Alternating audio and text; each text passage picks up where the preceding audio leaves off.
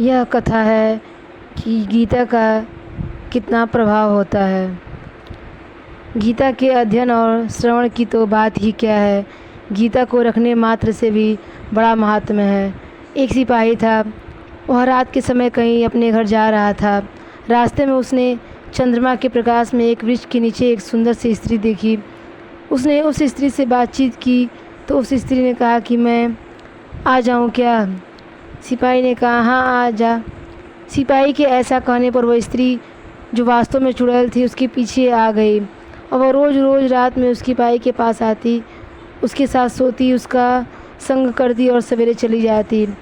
इस तरह वह उस सिपाही का शोषण करने लगी, अर्थात उसका खून चूसकर उसकी शक्ति क्षीण करने लगी।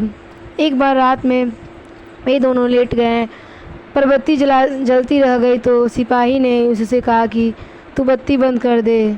उसने लेटे लेटे ही अपना हाथ लपका करके बत्ती बंद कर दी। अब सिपाही को पता लग गया कि यह कोई सामान्य स्त्री नहीं है, यह तो चुड़ैल है। वो बहुत घबराया। चुड़ैल ने उसको धमकी दी कि अगर तू किसी को मेरे बारे में बताएगा तो मैं तेरे को मार डालूँगी। इस तरह वो रोज़ रात में आती और सवेरे चली जाती। सिपाही का शरीर दिन प्रतिदिन सूखता जा रहा था।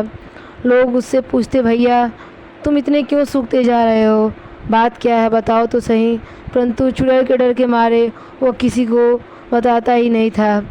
एक दिन वह दुकान से दवाई लाने गया। दुकानदार ने दवाई की पुड़िया बांध कर दे दी। सिपाही उस पुड़िया को जेब में डालकर घर चला आया।